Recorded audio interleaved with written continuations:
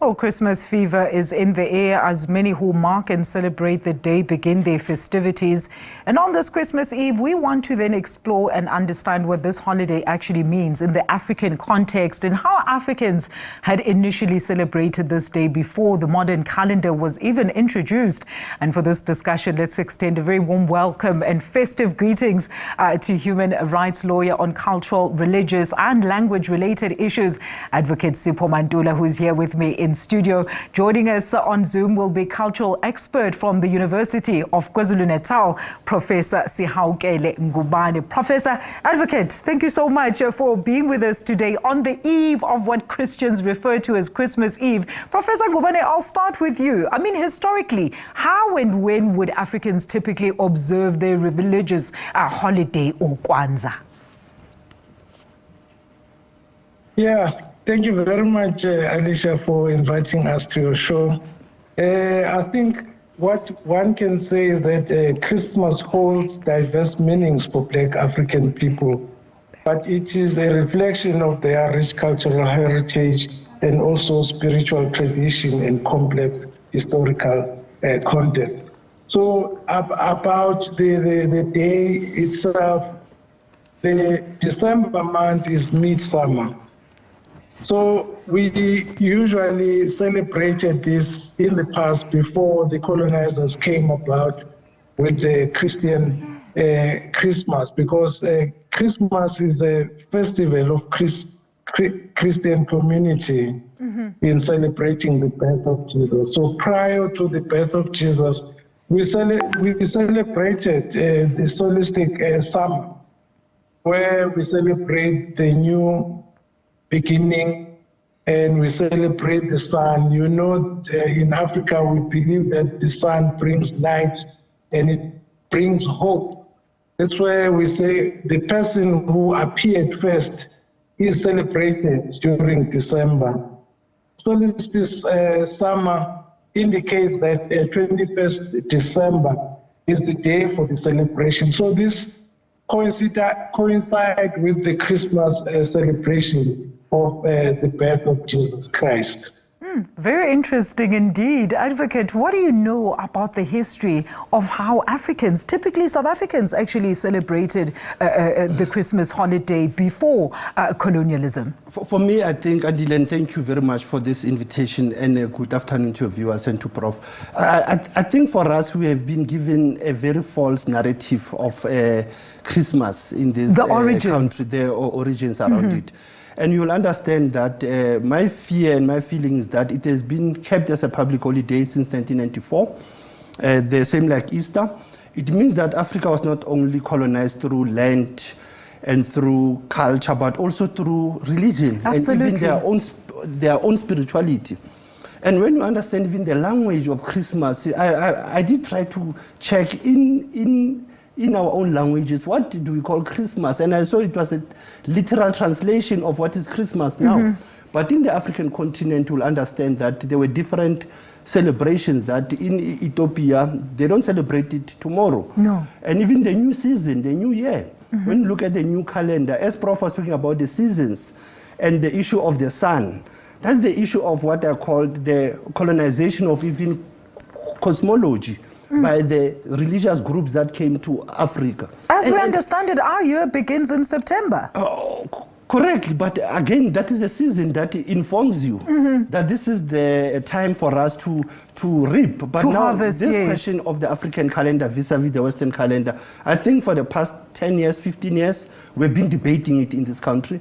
And I think it is very important that we need to take it to the level where we now start to question the issue around within the calendar. You are dealing with time and space. You are dealing with celebration. Yes, it is the eve of Christmas. If you spoke about Kwanzaa, I don't think of an African First Fruit Festival, it is a replacement of Christmas. I think we should be very clear there. I think an African First Fruit Harvest Festival is in the Southern Hemisphere. It's in different languages. Africans revere the soil, revere it's got a totally different meaning, Advocate. It's very total like Americans. The same like Christmas that is celebrated in global north. It is different from what in Africa we are celebrating, and I've seen in the continent, North Africa, there are Muslims, but they are also colonized with this Christmas. They are also celebrating Christmas.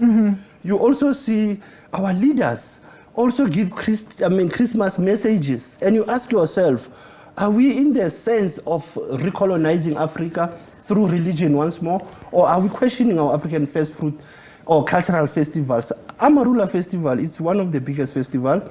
You look at Umkhosi, Wekshwam, the Reed Dance.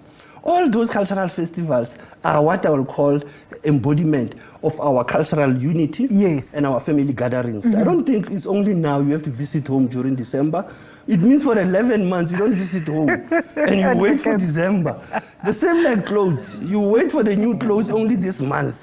So for me, I'm always questioning the commercialization also of this Western Christmas vis-a-vis an African celebration. Advocate, interesting views there. You know what? I want to hear from Professor. So, Professor, you're hearing the views in studio, right? So what type of traditions then would normally be observed during the African celebration? Let's call it not Christmas period, but celebration period. Today we know it's family time, it's travel, it's buying, it's feasting, and overspending, which is a new culture that has also been added to this phenomenon. Yeah, thank you for the question. I think I agree with the advocate, but we must keep in mind that this is an astronomical phenomenon which is celebrated across cultures. It's not only for South Africans only, but it's universal that this day is celebrated. But it brings a significant change to the environment. What is mainly celebrated is the food. In the past, we used to have special dishes like the rice, which we never had during the year, and it was reserved for Christmas. And we used to have custard and jelly, just specifically for this kind of celebration. And besides food symbolizes life. I think you're too young, Professor. Jelly and custard is quite a new thing. I think you're very young. Weren't we celebrating Amadumbe and the fruits of harvest? And also we celebrate our songs, our music, and also our dances, traditional dances. So this period of December, putting aside that it's a Western concept, but December is a festive month because it is midsummer. So people feel that they connect to the environment, they connect to the land, besides being Christians. But bearing in mind also, Alicia, that South Africa has over 80% Christian community. And also the Hindu community also celebrate this day. And it was agreed in 1994 that it will form part of the holidays, religious holidays in South Africa. So that is why we have this being celebrated around December. Interesting views. Yes, Advocate. The Prof knows very well that at the Cultural Commission, we once had a public hearings around the public holidays. And we were questioning this issue of Easter and Christmas. Why is it for the Christian or for a certain grouping? So now you say we are a secular state after 1994. Yes. You will anticipate the leaders of the country, whenever you have cultural, religious holidays, they give the same energy and messaging to the nation. That's we how are a rainbow nation after all, you know, with the different cultures and religions. So for me, that is that part. And secondly, we have seen religiousization of Christmas, that people start to go to church who have not been going to church all along. They start to go to church now, going to ask for more blessings, but for 11 months you have been away from your ancestors, sinning. You know, so for me it is that, Prof, like I say, the issue of the public holidays calendar should be brought back after 1994, because I think we are a country that is in motion, that is in transition of finding its cultural identity and its religious diversity. And it is important that we can promote tolerance, and hence we say, even if it's festive season, it is the day of rest, but we know also it is the day where the African continent is highly active. Mozambique, are they going to celebrate Christmas That's tomorrow? what we're talking about off air, Advocate. What are they going to be doing in when Mozambique? there is unrest? Can you celebrate Christmas when there is no water, when there is no food? There's nothing to celebrate. So there's nothing per se, but I don't think we should also undermine the issue of having this public holiday and also to have the 1st of January as a new year, but also remember our African calendar, that Ethiopians, Russians, Serbians, they celebrate Christmas on the 7th of January. New Year, Basotho. Ethiopians, they are celebrating it, and Africans between August and September. Chinese and Japanese. And Chinese and Japanese. Yes. So I think we need to reboot our system of the cultural calendar. Advocate, while you make a very interesting point, right, this is what I wanted to ask you initially. How much has then colonialism reshaped as well as influenced our traditional cultural as well as historical practices? And how much of that integration makes sense in today's world and it's not an impediment to our original practices? A very loaded question, but in short, I think it is for us to understand what are the benefits of us following the Western cultural and religious holidays, and to say what impact are they bringing into our socio-economic lives and our education system. And that's where I was raising the issue of African calendar, that as Africans, we know the seasons, we know Inyanga, we know Inyaga, we know our month in our languages that they have a meaning. Abatswana, they use the word, this month, it means Sedimuntole. Our ancestors relieve my baggage and my luggage. So in short, that's how... Yes, so for me, now, that's how you look at the meaning of our month, our seasons. And that's how the Western calendar impact is that it pushes us to become consumers. All right. Whether it's Valentine's Day, whether it's Easter. So it's more commercialized than what's more behind the original message is what you're saying, there is a negative Advocate. impact on it now. We have carnage during this season. Why? Why are we having people dying, Easter and Christmas? And also, why are we having floods? It means ancestors are angry. It's a wrath of ancestors. So it's for me that how I look at that. Whenever people are creating all this, festivals that are sometimes irreligious and unholy to us in the African continent, we have to bow and follow them. And that's how I raise the issue of renaissance of African cultural festivals.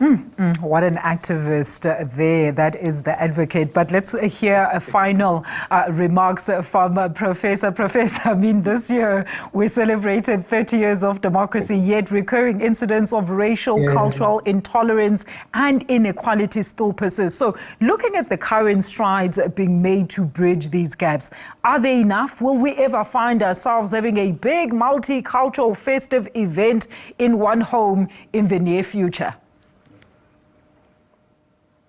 Of course we will, but I'm glad that the Advocate is.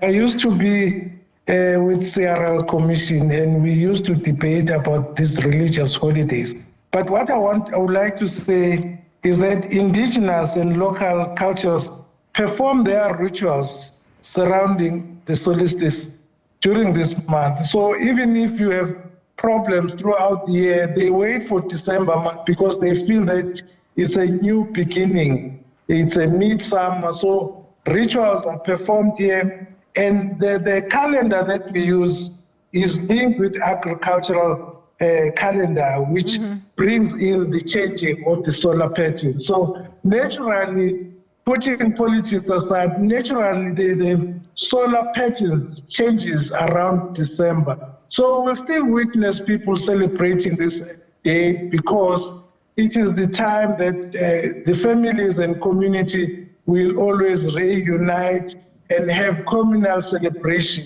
Regardless, even during the apartheid era, people who were away from home, like in Johannesburg, they will only come around December to be reunited with their families. So this is something that we will see in many years to come. Professor, thank you so much. Advocate, great and interesting views. I wish we could continue such debates in the near future. Big thank you there to human rights lawyer on cultural, religious, as well as language-related issues, Advocate Sipho Mantula, as well as cultural expert from the University of Kwazulu-Natal, Professor Sihawukele Ngubane, as we get a different take of how this festive period was observed in Africa in the past.